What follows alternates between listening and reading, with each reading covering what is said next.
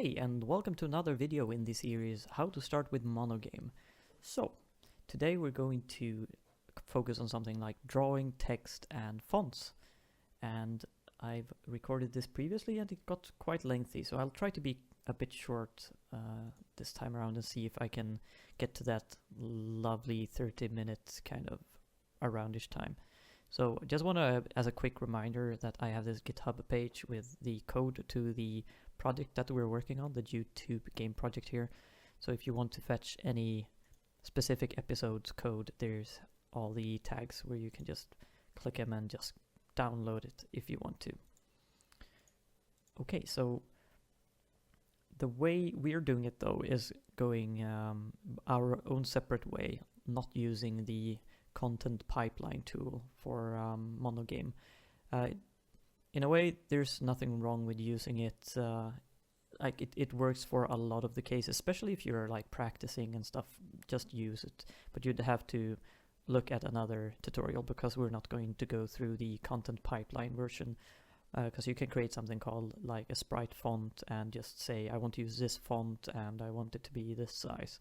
We're going to kind of create our own texture and create our fonts by ourselves, so we have kind of full control of every aspect of the font writing. And it's going to be a lot of code, so let's see how fast we can get through it. So I'm going to show you a file how the fonts are going to look. So I'll open up this this font. I'm not going to use this one specifically, but you can see this is a kind of it's one texture that has many letters and they are divided into cells and they have a border. The one we're going to use though, I've created previously, which is called small font. It's a 5x5 cell. It has no borders, even though it's like there's a space here. There's no actual borders. These 5x5 pixel cells are actually side by side next to each other. It's going to be important later, but I've basically made a very, very small font here. And you can see it ranges from A to Z, and it has 0, 1, 2, 3, 4, 5, 6, 7, 8, 9, and some extra signs. And we're going to map them to the different letters of the alphabet and the numbers, so we can draw a string using these. But we don't have the technology right now. What we have is a sprite, which can load we can store a texture.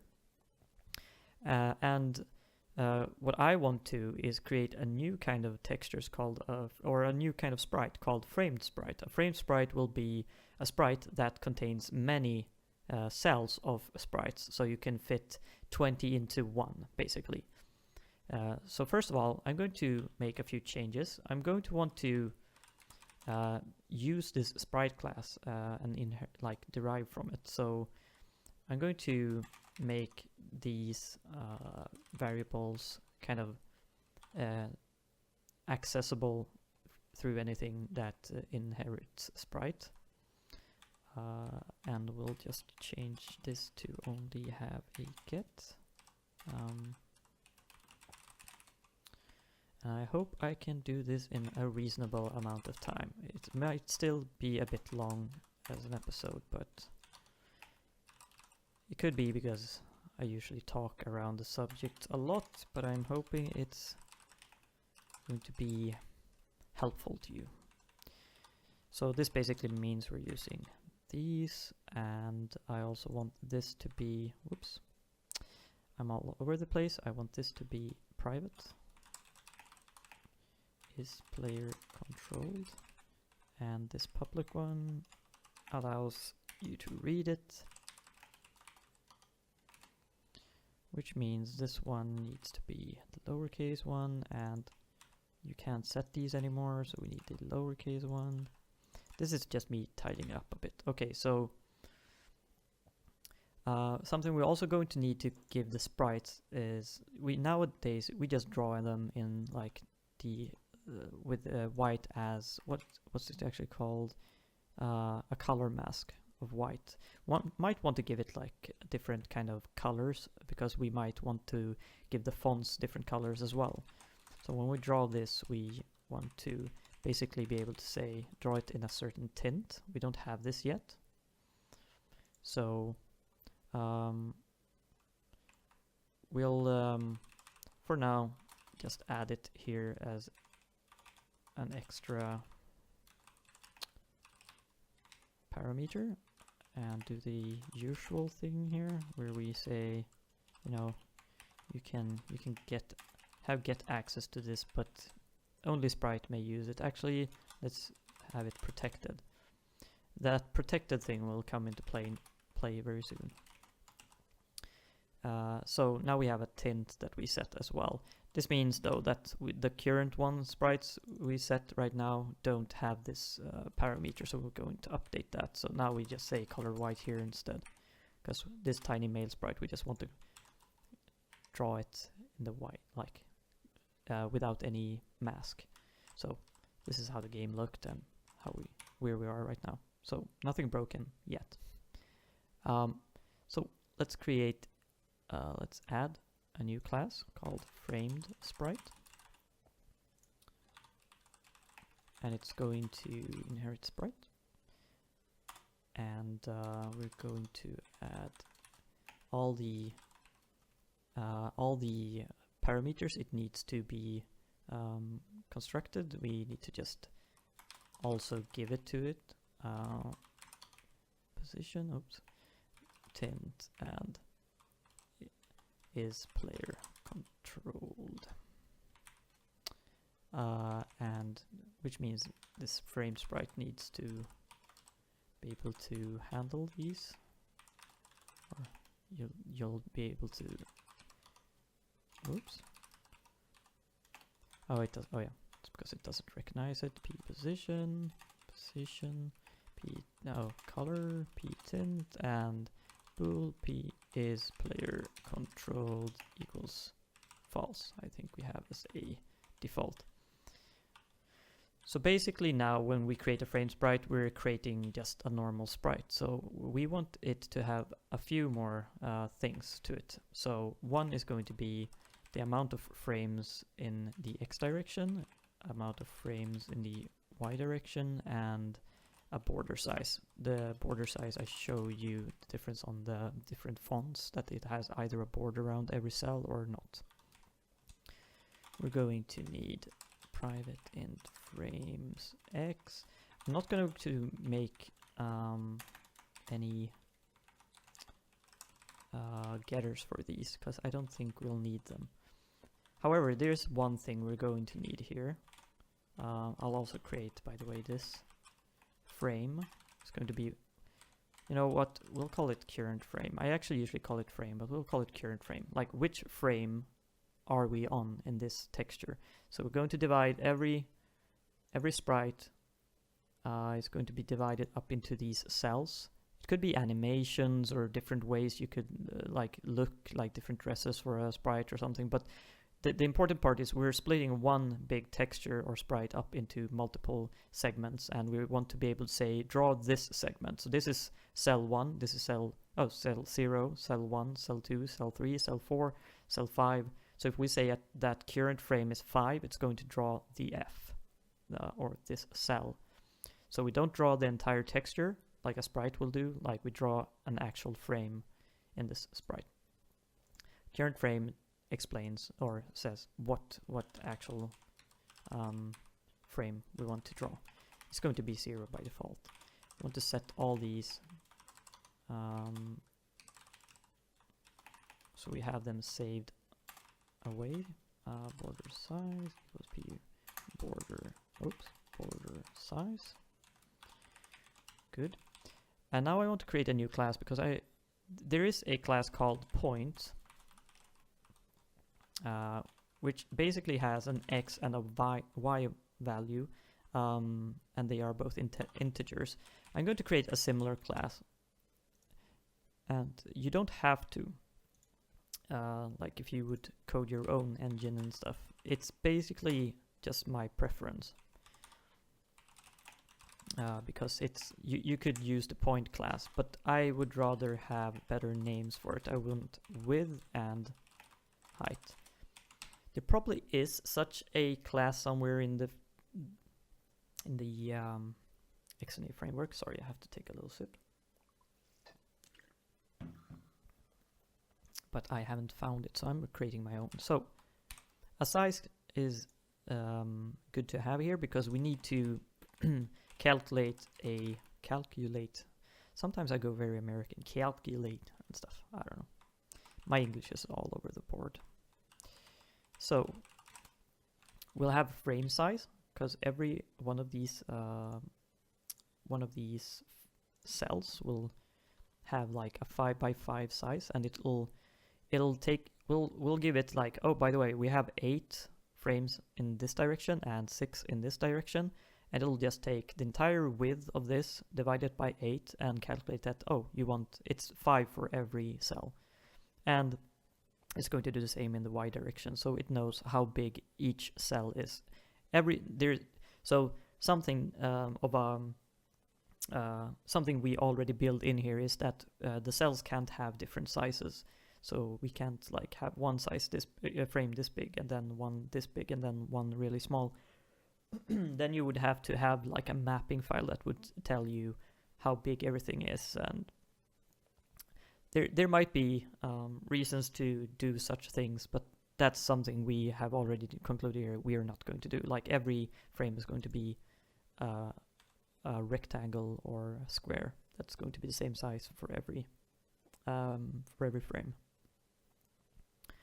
Okay, so let me just check my own stuff here, just so I don't forget anything. Yeah, basically something I already know that we will want to have is like set current frame int frame,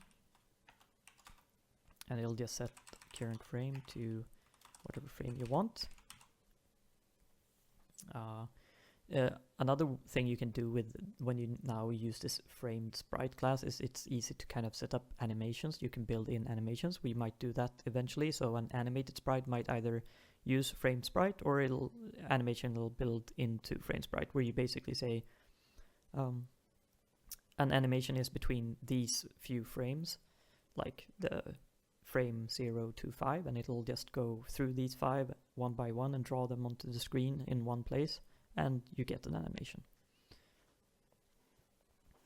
Okay, so let me just think here. Let's add the files. Create a new folder called fonts in content. I'm going to add 2 files here. The actual smallfont.png, which is the 5 by 5 font, and a font mapping file, which is basically a very simple file. I actually use JSON in my own engine, but I figured we'll use something super simple, and you can build anything you want to instead, like if you want XML or whatever. So basically it's going to say, if you want to draw this a letter A, it's going to use cell 0. If you want to draw a B, it's going to use cell 1, and if you draw a smaller lowercase a, it's going to use 0. So excuse me. So it's going to draw. We only have uppercase here, but you can have uppercase and lowercase. Also, just gonna take a short break because my voice is kind of disappearing. So be right back. Okay, so don't want to like cough and slurp a lot of water while recording. I do it too much already, I think, so I'm sorry for that. So easy file. So to load, so it's basically just a comma separated value file in a way. And we'll get to that point soon. Right now I also want to create a font file. Let's create a class called font. And all I want this font class to have is a FramedSprite, which I'll call sprite. Make it private. And we could have it have a get accessor. And we want to create a mapping. So this is the mapping we'll use. I'm going to take the A and just convert it into Unicode bytes and find out what the number for A is, and that's where I'm going to put it into these mapping. So I'm going to say A might become, you know, or 0 is like 48 or something. So it'll say key 48, and then it'll say what cell we can find 0 in. It's just going to kind of translate for us. So when we say hello, oops, if we want to write the text hello, oops, it'll like look, okay, H, and it'll go into this mapping and check, you know, what's the number for H. H is perhaps, I have no idea, like say 117. It'll check, do we have 117 in this mapping file? Yeah. Oh, what cell is it in? And it'll just check like it'll go here and it'll go like, oh, H is in the beep beep beep beep, you know, 0, 1, 2, 3, 4, 5, 6, the 7, cell 7, and it'll draw that cell. So we'll have a mapping.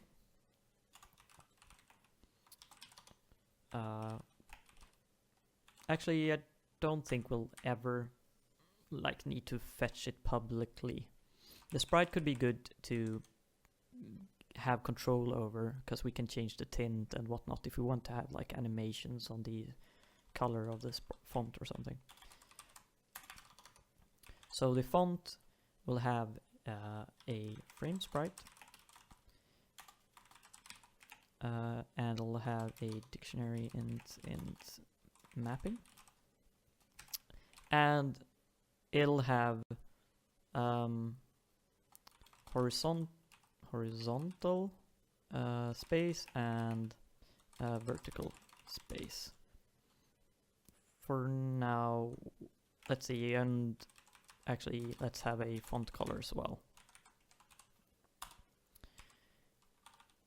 Okay, so the way we do it right now is, so what I want to do later, I'm just gonna shortly say, what I want later is that you don't actually give the font like a sprite that has to be already be loaded. I want to be able to say it's going to use this asset, and it's going to use this mapping file, and then I want to say load font, because I want to be able to just say at one point, it's okay to load everything now, because we want to use some sort of screen transition or something, and it's going to say loading, and then we want to say load all these things. Because right now we're going to have to load the FramedSprite and give it to the font for it all to work, because we're setting it here. Also, because we need to do stuff like this. Set current frame. I guess we could set it 0. It doesn't really matter. But what I want to do is to set the tint, and I haven't made that available. So we have this tint, and we don't have a set here, and this is just how I like to do it. Instead of making that accessor, like add an accessor set here, I basically just want to do set tint. This is also perhaps me just doing things my way, and I guess you just have to have it like that, but you can definitely change that into just doing set tint equals value, and you can just set this wherever you want to. I just like the fact that you have to purposefully go out of your way to say kind of like sprite.setTint, because I'm changing something that's kind of important in my mind. Like, that's how it works for me. Font color. So the sprite now has a tint that we can set, so we set the font color. We also want to set the mapping equal to p mapping, and then we don't have any vertical and vertical. Actually, you know what? We could do something. Okay, sorry. That's my keyboard. Sometimes it does that. That's the first time it does it on like while recording. It's quite annoying. It just gets stuck on the backspace or something and starts erasing my entire life. Okay, we were here. Okay, so I'm going to use size here. I'm just going to call it spacing. So it's going to be spacing in between letters and stuff if you want extra spacing specific to this font. So we'll just do spacing equals a new size, and we'll just say width equals the horizontal space, and the height equals the vertical space. Okay, can feel the time kind of running away, but that's the font file. Now we're going to hit a snag here, but let's start actually putting this together a bit, and we'll see the next kind of step to do. So I want to create this small font. We have to load it here in load content because we have to load the actual small font, not small font, whatever a small font is. So here we need a sprite, so I'm going to call this like the font sprite. We need a mapping, we don't have that, but we're going to call it mapping. Horizontal space in between every letter. Since this font size is going to be very small, and you could see here that if they're close together, they look kind of horrible. It's going to look horrible anyway, I suppose. You know what? I have a natural kind of a border in between them. Like, it's not a border, but some room in between. So this is kind of probably a good time to not use any kind of spacing. However, vertical space, I might want 1 pixel in between every kind of row of text. And we'll say red. Okay, so first of all, the font sprite needs to be loaded. Okay, so let's take care of that. We have already created nice little functionality that's called get texture, content, fonts, and small font.png. Nice. Now, mapping is a different story. I want it to be loaded like this, get font mapping. And we're going to say fonts, and it's called small font.font mapping. So we need to create this. One way to do, control period, enter, press F12, and we get this. Public, and it's going to return a dictionary of int, because that's basically what we have, and this is going to be file, which is the file name. And let's basically copy, let's copy this to be a bit quick about it. And we're going to be using a stream reader, because I want to read it line by line.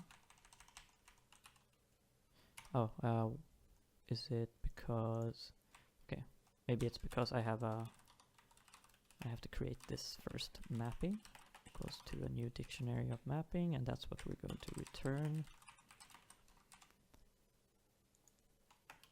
Isn't it a stream reader?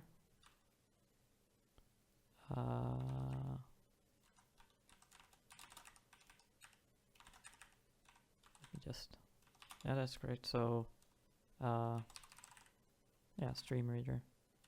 Maybe I was doing something else wrong. Oh, maybe I didn't write new. That was probably it. Okay, so while reader read to end. No, sorry. And end of stream equals false. String line equals reader read line. So we're just gonna read one line at a time. One line is, of course, like a comma 0. So we want to divide it up into parts, and we're going to say this line, if we split it by, oops, new string, this is just the parameters it takes a string array of whatever you want to split it by, and you say by comma, and you have this string split options. You can say remove empty entries, but we have one empty entry that we want to keep, so we'll say none. We don't want any kind of special treatment. We just want it split by comma, because we do have this space character here for the cell 36, and we don't want it to kill that one. So so we want to get the bytes for the first part, which is the letter. So we'll say, let's see, encoding Unicode get bytes. Get bytes for the first part 0. So that's the A or B or C or wherever the actual letter that you want to translate. And we want to create a number for it. That's going to be the key in our dictionary. So let's see, bit converter to int 16, because it's one Unicode letter is 16 bits. And we just give it the bytes, and it converts it to a number. Oh, and it takes another parameter, which is start index. It starts at 0 in the bytes, and value equals the right part of the next part of the line after the comma, which is basically just going to be like a 1 or a 2. It's going to be a number. So it's going to be, yeah, we can just do int parse the parts 1, which is the second part of every line. And then we just basically do mapping, add the key and the value. So now we have a font mapping reader that basically just gives us back a version of this, basically, where this is translated to a number, like say 112 or something, and which cell you can find it in. And then when we want to draw something using these string or these letters and stuff and numbers, it's going to kind of translate that for us and check in the file where or how to draw each cell from the texture. Okay, so yeah,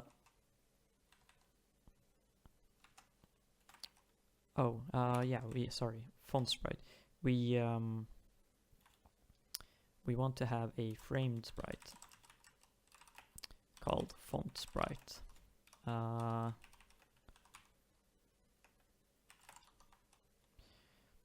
And oh yeah, so we'll say font sprite texture, I suppose, and we'll say how many this sprite that we've been looking at, this one, how many X is it? It's 8 cells, and it's 6 cells in the vertical. So 8 by 6. It does not have a border size. We're going to use this font sprite texture for a texture. The position doesn't matter because we're going to say draw it at this position. This is just a like kind of the sprite's position, but it's going to change every time. Let's say, you know what, this doesn't actually matter either, because we're going to say it in the font specifically is going to be red, and display control is going to be false. Okay, so because it would be weird if you controlled a font sprite, you know. So we now have a lot of things, but we don't have the very important part, which is I want to be able to say small font draw string. I will say perhaps hello world, and I want to give it a vector of 100, 100. Yeah, basically that. So we'll create that, and we'll call it ptext and vector, p position. So this is what position to draw it at. So first of all, the sprite will have to be, the position will have to be set, and like we have to set what frame it's going to be currently drawing, etc. So we're going to have to do a lot of work here. Just gonna do like a micro pause here just to make sure I can do this within the allotted time, because we're actually at 30 minutes right now, I think, and I just want to finish this off, and it's actually quite a bit left. So I'll be right back. Okay, just checked. We actually have 2 things left to do basically, which is we're going to draw the text in the font that we have created, and in order to do that we need the FramedSprite to be able to draw a specific cell. So if we go to a FramedSprite, we need to have a public void draw. It's going to take a sprite batch, and let's see, I'm just gonna check so I don't forget. Yeah, that's basically it. Yeah. Which means actually we do want to override, because it's going to be the same, it's going to hide the sprite's own draw function here. So we're going to say it's virtual, which means the FramedSprite can override it. Oh yeah, we're going to have to calculate the frame size as well. So when we say how many frames it is and like what border size it has, etc., we're going to calculate the frame size. I'm going to go through this quite quickly just because we're kind of running out of time. So I'll copy paste like code I've previously written. So basically we look at the texture of the sprite, the entire texture. For reference, I'll open it up here. The whole texture. Let's see if, sadly I can't keep it up like this. I just realized what I said. Never mind that.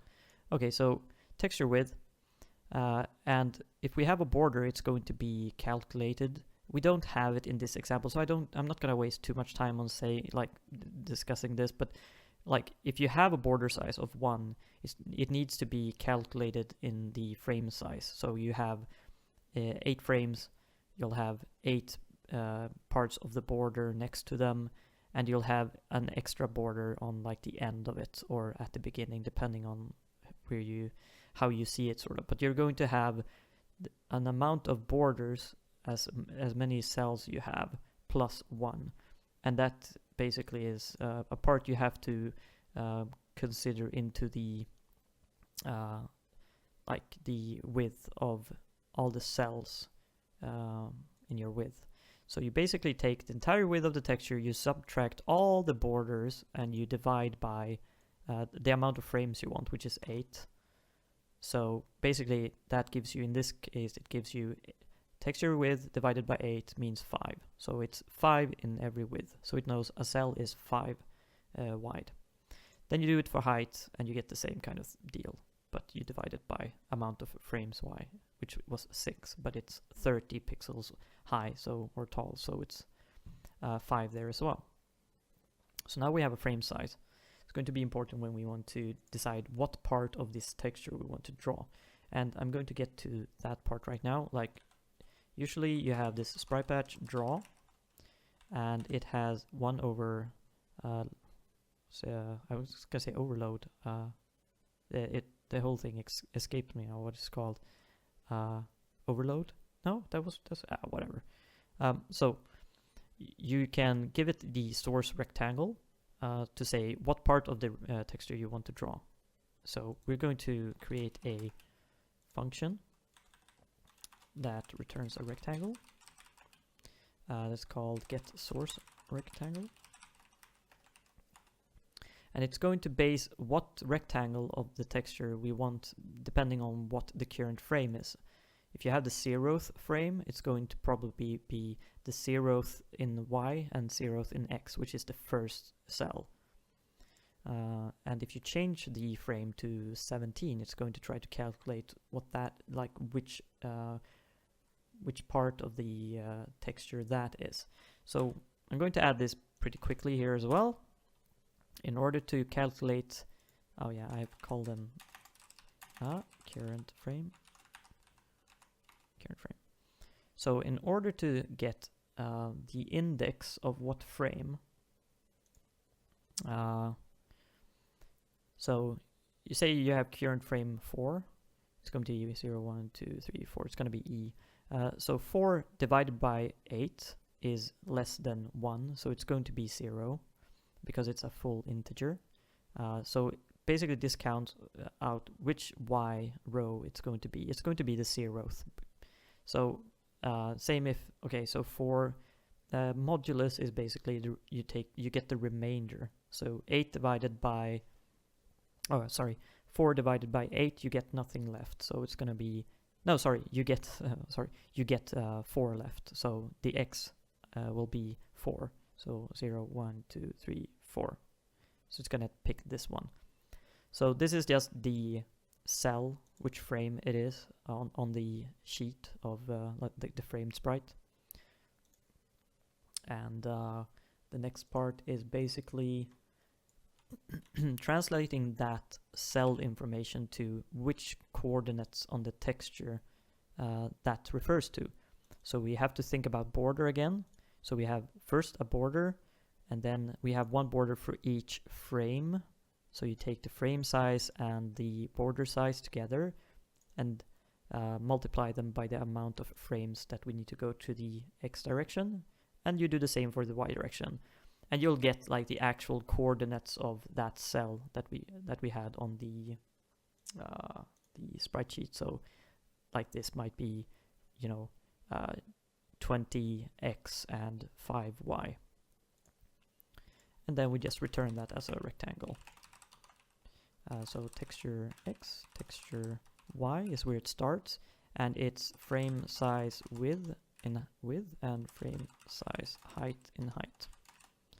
So that's our source rectangle. So now we can just say draw the texture of the sprite at position, the sprite's position. We're going to set that every time we want to draw one frame. From, oh yeah, we haven't actually gotten the source rectangle, so let's do that. Get source rectangle. You could of course put the call here, but I prefer kind of showing you that I'm fetching it.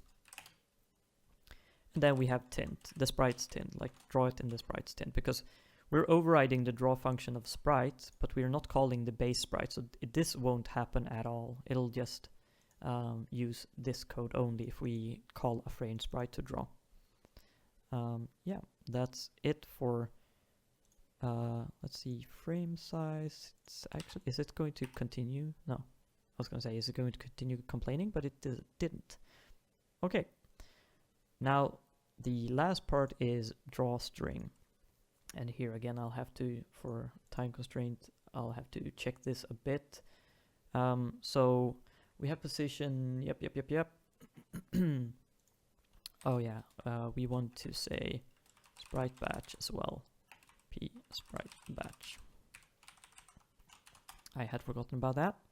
And we're going to have to use, oh yeah, now this is a float, so but drawing fonts won't look good if you draw them on like sub-pixels and stuff, so we're going to want to, how you want to flatten this number is up to you, but for now I'm going to do it like this. If we find a problem with that, I'll probably change it eventually. So so for each character, let's call it letter. Actually, it's not necessarily a letter. Let's just call it C then, in the string p text. We want to take the bytes of that character. Unicode get bytes. No, I keep using the wrong one there. Get bytes. Oh yeah, sorry, you have to actually give it a character array, and we'll do sort of the same thing here, I think, which is we'll translate it to a key, which is going to be bit converter to int16 bytes, start index 0, and we'll have the translated value is equal to, and this is where we could check like if the mapping has this key before we even bother like accessing it. But again, time constraints, and we can like fix these kind of things and add these ourselves. So now I want to say the current frame is going to be the translated value, because we got the mapping just told us which cell that this letter belongs to, because we're going through the text one letter at a time, like the H for hello world or something. So it gets H, it looks up in the mapping, which cell where can we find H, and we just set the frame to that value. Then when we draw this frame, it'll check, so cell 17, where is it on the texture, and it'll try to find that, and we'll be drawing it. Then I have some other code that I previously that we're going to add later, like shadows on sprites and whatnot.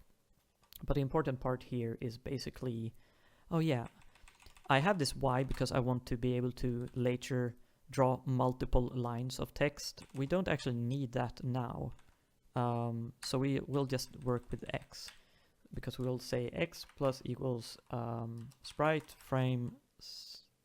We don't. Wait, let me just think here. I haven't exposed the frame size, so that's something we'll do now here. Oh yeah, I didn't. Okay, I did that in my first recording. That's why I'm kind of confused. It's kind of good to be able to fetch this frame size so we can make some calculations, because if you want to calculate the collision box or something for this framed sprite, you actually want to know how big a cell is, not how big the texture is or something like that. So frame size, let's see, it's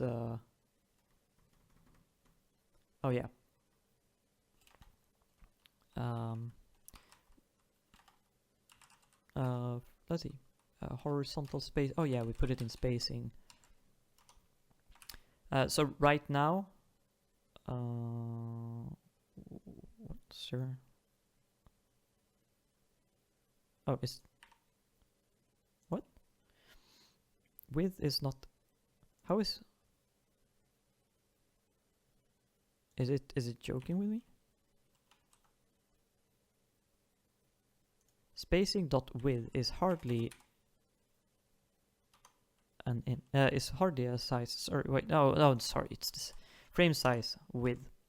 Sorry, I'm like, I was thinking it was getting this one wrong, but of course it was this that I hadn't completed. So we're constantly moving the X now for every letter. We're moving it the entire pixel size of a frame and the spacing that we gave this font, because we might want more space than we have in the texture. We might want to put one letter every 10x or something.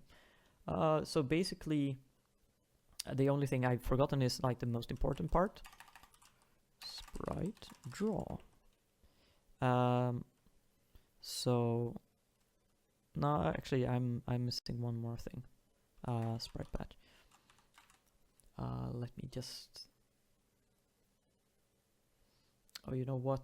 It's because, okay, I had done it differently. But what we could do here is either, we could either do set position here, or we can give Sprite a kind of where to draw it, like a vector. So we would basically just say, let me see.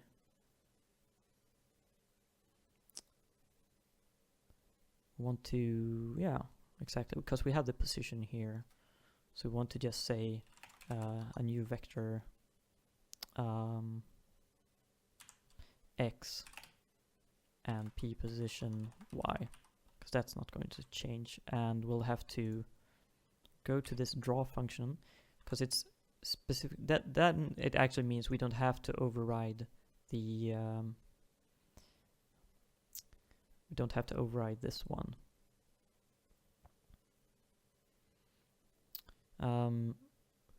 We could do that, but we could keep that one actually, and we'll just make a secondary one, sprite batch, sprite batch, and man, I'm going over time, but I hope this. I mean, we're very close to the end here, so hopefully it's okay.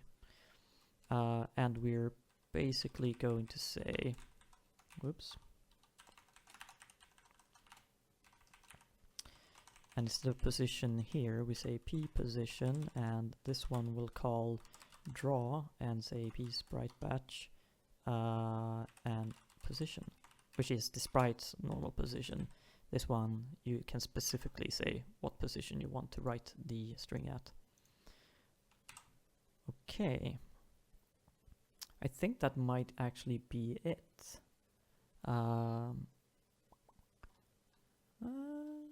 Yeah, it's looking good. Let's see here. What do we have then? What have I forgotten here? Oh, have I just called it? Wait. Oh yeah, the sprite batch. P sprite batch. That's what's missing. So hello world at 100 with this weird font, and I think we put it to color red.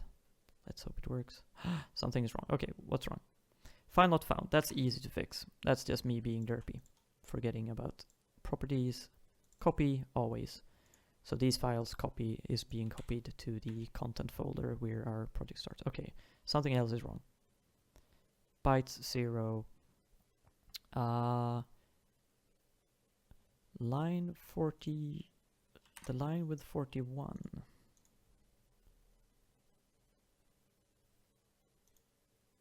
Not that kind of 41.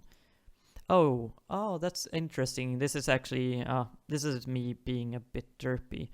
The easiest solution here is actually to remove this. Or make kind of an ugly solution. Like the ugly solution would be to maybe, when we're loading this, is to check for this specific, because we're splitting it by comma, and we need to have comma as a part of this. Not the smartest thing I've ever done, to be honest, but it's because my JSON file actually looks quite different, and it of course parses JSON instead. So you could basically instead do that everything has like citation marks around it. Let me just think about how to tackle this. Be right back. Okay, so I've made a quick solution, which is just to replace all the commas with pipe sign, and of course we'll eventually create a font that uses pipe sign.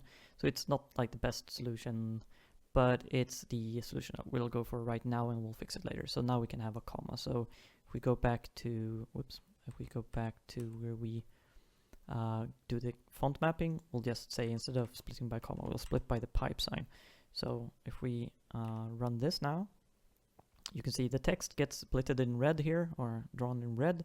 It's not too big, so I'll try to use the magnifier here. It's gonna be messy, but let's see, can I? Okay. Excuse the trip to Disneyland. But yeah, you can see the text here. It's really, really small.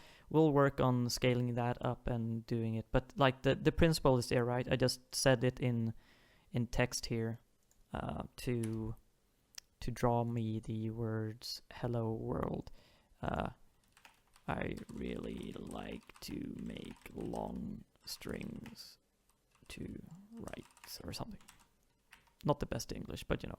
And it just continues. So we've made our own little FramedSprite class that basically prints out any part of the texture, and it now has, like, we have a font class that makes use of that FramedSprite to say, you know, take this text, and for each sign, or for each part of this text, fetch me a specific frame in this texture, which is a specific font texture, and put it onto the screen, and increment X with a frame every so often, or for every part of the text.